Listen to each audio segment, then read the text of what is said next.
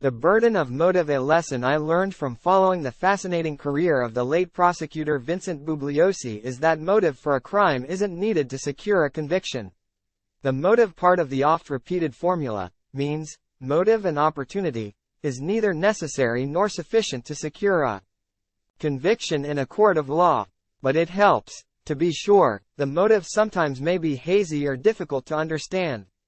Bugliosi managed to secure a conviction of Charles Manson on the rather odd motive that Manson ordered members of his family to murder people in order to start a race war, after which he, Manson, would emerge as king of the post-apocalyptic world. Motive could include voices in the head of a deranged person, or the blind obedience to cracked instructions from a cult leader. And, of course, Johnny Cash reminds us that he was stuck in Folsom Prison because he shot a man in Reno just to watch him die. The question of Donald Trump's motive for stealing and hoarding box after box of sensitive and top-secret documents from the government has been mooted by many. The answers have run the gamut, from his being a pack rat, to his intent to sell the documents to foreign countries, to his intent to use the documents for blackmail, to his merely wanting them around to prove what a big shot he is, as if being President of the United States wasn't somehow enough. Whatever his motive may have been, it turns out that Special Prosecutor Jack Smith believes he knows exactly what it is.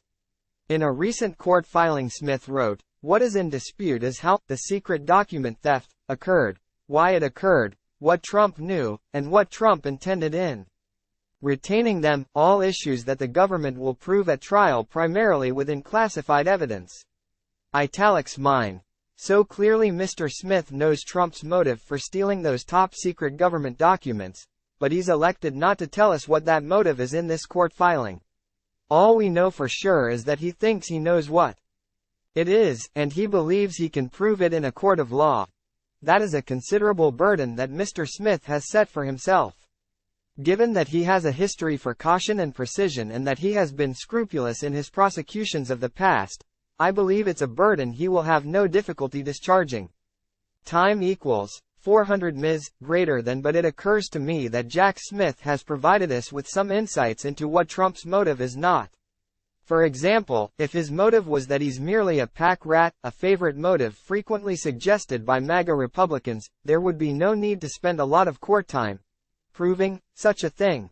Being a pack rat isn't against the law. Being a show-off isn't against the law. Selling America's state secrets, on the other hand, is very much against the law. Blackmailing the federal government by threatening to reveal America's state secrets is also very much against the law. Trump has a history of divulging America's state secrets. For example, on May 10, 2017, Trump gave Israeli intelligence concerning a pending ISIS attack on a Syrian village to the Russian Foreign Minister Sergei Lavrov. In April 2021, Trump diverged the strengths of America's nuclear submarines to an Australian businessman. In July of 2021, Trump revealed the contents of General Mark Milley's secret plans for a hypothetical attack on the nation of Iran to some guests. So we know that Trump wouldn't think twice about giving up America's secrets for free. Would he give them up for money or favors? That's the question. And it's a question that Jack Smith apparently knows the answer to. And, as ever, ladies and gentlemen, brothers and sisters, comrades and friends, stay safe.